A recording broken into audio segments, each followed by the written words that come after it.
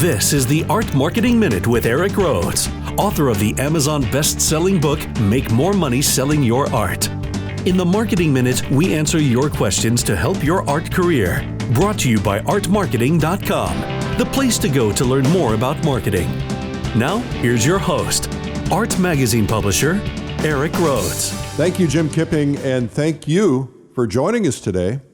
I am here. My goal is to eliminate the idea of the starving artist. So let's get right to today's questions. Here's a question from Francis in Dallas. Eric, in your book, you talk a lot about building celebrity. Isn't that a bit much? I mean, artists are not really celebrities. Well, Francis, I get your point and I respect it. But consider this. A lot of artists become celebrities. Some are even national celebrities. I mean, think about Norman Rockwell or Andrew Wyeth or Picasso or Salvador Dali. In their times, a lot of people became very famous. I mean, even Thomas Kinkade became very famous, right? But many are celebrities of sorts just in the art world. Like there are a lot of people in the art world who know who Richard Schmid is, or C.W. Mundy, or Catherine Statz, or Casey Baugh, or Jeremy Lipking. You know, those people are stars in our world, in the world of collectors.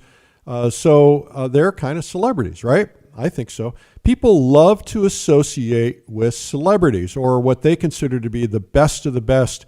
And when you're well known, you're kind of considered the best of the best. And that can help your career because you don't have to explain who you are or tell your story. It makes everything so much easier. It eliminates friction at the gallery. It eliminates friction at sales. I mean, you know, in the art world, and you say Richard Schmid, everybody's going to go, I already know who he is, right? And I'd love to own one of his paintings. That's the effect that you want.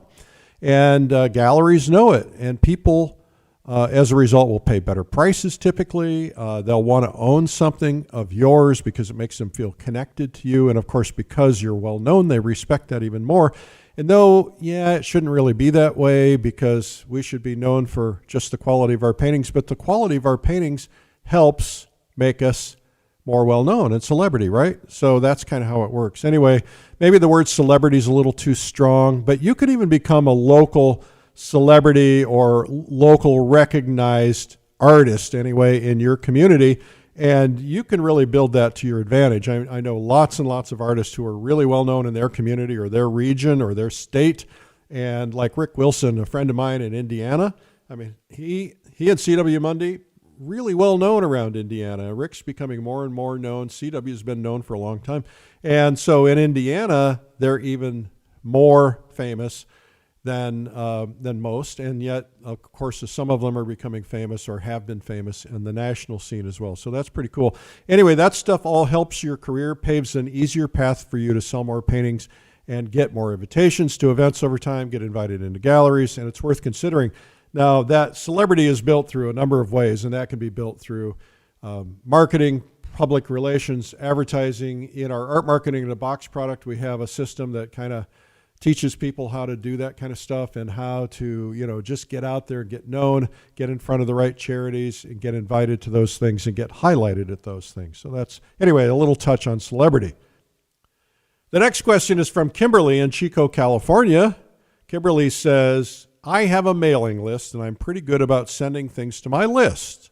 And I have been for about 10 years, but I'm not getting the kind of response and results that I used to get. And I'm not really sure why. Do you have any ideas? Well, Kimberly, first off, I've been to Chico, California. In fact, there's an old department store downtown Chico that is now an antique store. At least it was when I was there. And I bought a painting in there for about $20. Maybe it was even, I think it was $10. It was a kind of an old frame. It was very dark and it had a big tear in it. And of course, everybody just ignored it. And I could kind of see through it. And it ended up, when I cleaned it up and fixed it, it turned out to be a really beautiful Hudson River School painting. I'm not sure who did it. It's not signed. It's probably not worth a lot of money, but it's worth more than $20 and it's beautiful. So to get to your question, a couple of things come to mind. The first thing is messaging.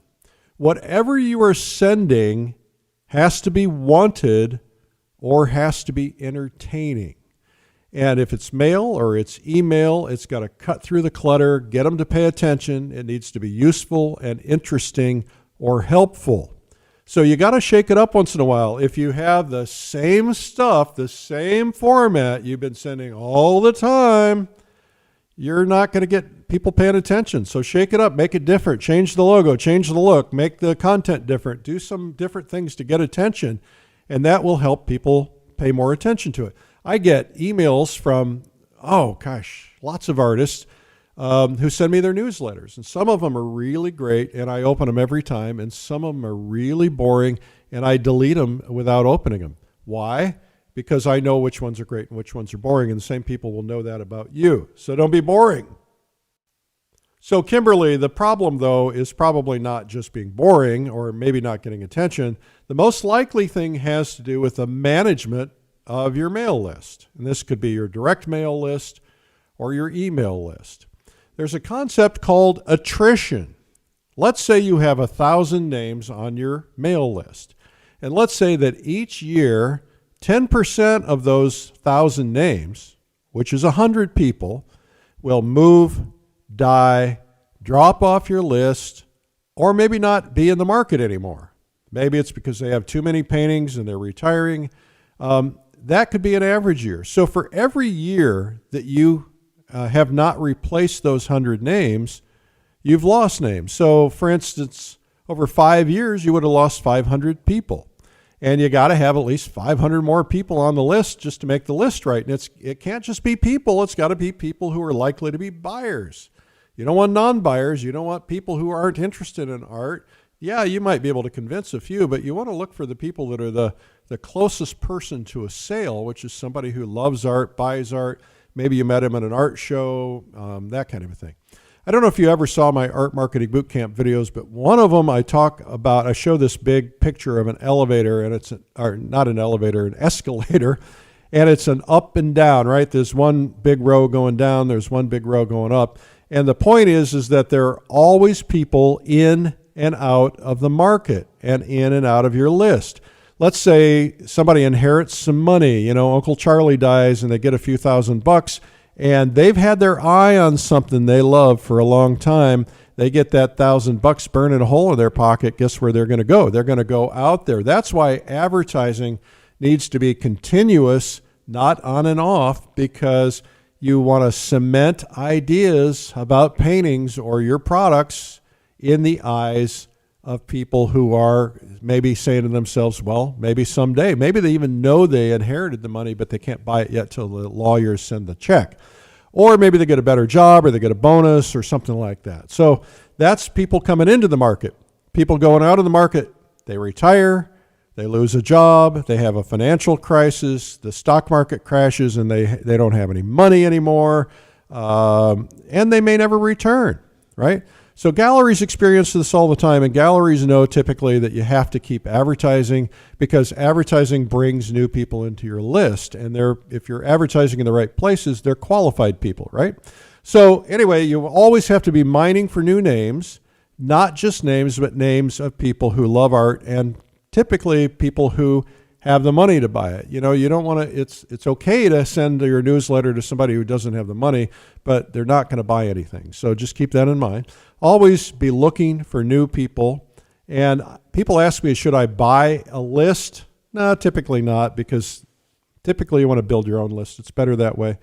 And there's expense associated with it. But you can be collecting cards and advertising and collecting leads. You want to make sure that everybody who comes to your website has a chance and an incentive to sign up for your website. That's really important. Anyway, hope that helps Kimberly, right? Kimberly from Chico. Well, this has been the Art Marketing Minute with me, Eric Rhoads. My goal in life is to eliminate the idea of the starving artist and to help your dreams actually come true. So if you want to submit questions, simply email eric@artmarketing.com.